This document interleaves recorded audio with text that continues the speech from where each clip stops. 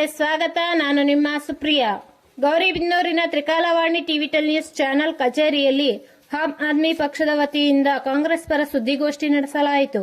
ಈ ಸಂದರ್ಭದಲ್ಲಿ ಮಾತನಾಡಿ, ಬಿಜೆಪಿ ಪಕ್ಷದಿಂದ ಯಾವುದೇ ಅಭಿವೃದ್ಧಿ ಕೆಲಸ ಆಗಿರುವುದಿಲ್ಲ, ಆದರೆ ಜನರಲ್ಲಿ ಬರೀ ಸುಳ್ಳು ಹೇಳುವ ಮುಖಾಂತರ ಮತ ಪಡೆಯುತ್ತಿದ್ದಾರೆ ಎಂದು ಟೀಕಿಸಿದರು.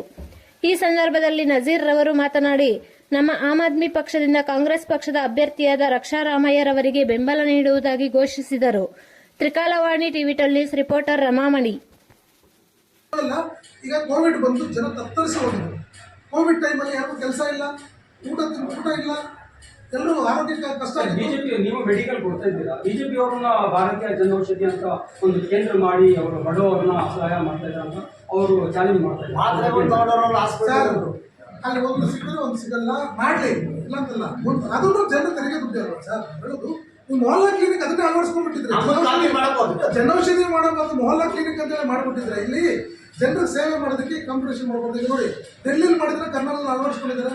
ಈಗ ಬಿಜೆಪಿ ಯಾವ್ದಾದ್ರು ಒಳ್ಳೆಯ ಯೋಜನೆ ಬಂದರೆ ಅದನ್ನು ಬೇರೆ ಸರ್ಕಾರ ಅಳವಡಿಸ್ಕೊಳ್ಳಿ, ಕಾಂಗ್ರೆಸ್ ಅಂತ ಮಾಡಿದ್ರೆ ಅಳವಡಿಸ್ಕೊಳ್ಳಿ. ಆದರೆ ಇವರು ದುಡ್ಡು ಮಾಡೋಕ್ಕೋಸ್ಕರ ಜನೌಷಧಿ ಅಂತ ಹೇಳಿದ್ರು, ಅಲ್ಲೇನು ಯಾರು ಉಪಯೋಗ ಆಗ್ತಿಲ್ಲ. ಉದಾಹರಣೆಗೆ ಇವತ್ತು 55ರಿಂದ 60,000 ರೂಪಾಯಿ ನಾವು ಸಾಲಗಾರರಾಗಿದ್ದೀವಿ, ತಲೆ ಮೇಲಿದೆ. ಇದ್ರ ಬಗ್ಗೆ ಯಾರು ಚಕಾರ ಎತ್ತಾ ಇಲ್ಲ, ಪ್ರಶ್ನೆ ಮಾಡ್ತಾ ಇಲ್ಲ.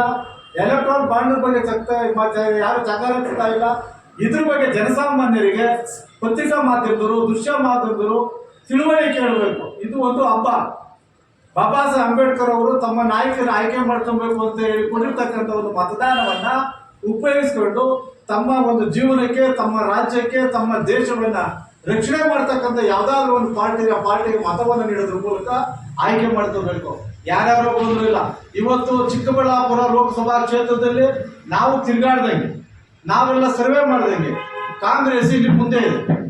ಎಲ್ಲ ಮಹಿಳೆಯರು ಅವರೇ ತಾವು ಹೇಳ್ತಾರೆ, ಇಲ್ಲ ನೀವು ಯಾರು ಏನ್ ಹೇಳಿದ್ರು ಕೇಳ, ನಾವು ಕಾಂಗ್ರೆಸ್ ಓಟ್ ಹಾಕ್ತೀವಿ ಅನ್ನೋ ಸುದ್ದಿಗಳನ್ನ ನಾವು ಕೇಳಿದ್ದೀವಿ. ಅವ್ರನ್ನ ತಿರುವಾಗಿ ಕೇಳ್ತಾ ಇದ್ವಿ, ಚರ್ಚೆ ಮಾಡಿ ಕೇಳ್ತಾ ಇದೀವಿ. ಅವ್ರು ಯಾವ ತರ ಇದ್ದಾರೆ ಅಂತ ಕೇಳ್ತಾ ಇದೀವಿ.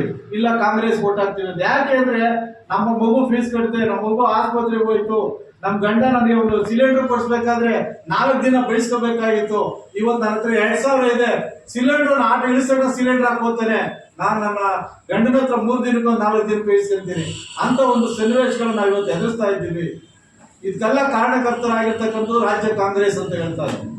ಅಂತ ಒಂದು ಸನ್ನಿವೇಶದಲ್ಲಿ ದೇಶದ ಎಲೆಕ್ಷನ್ ತಮ್ಮ ಮುಂದೆ ಇದೆ.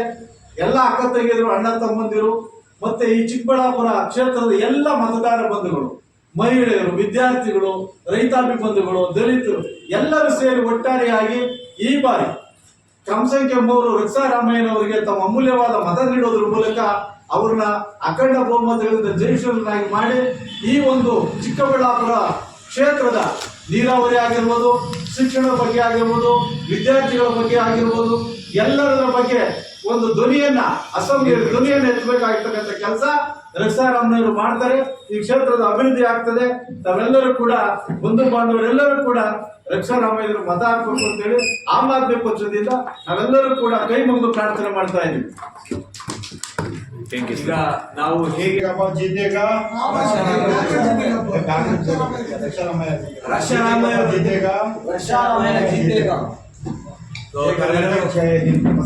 ತಾವೆಲ್ಲರೂ ಗೋಷ್ಠಿಗೆ ಬಂದಿದ್ದಕ್ಕೆ ಅನಂತ ಧನ್ಯವಾದ ಹೇಳ್ತಾ ನಮ್ಮ ಈ ಮಾಧ್ಯಮ ಗೋಷ್ಠಿಯಲ್ಲಿ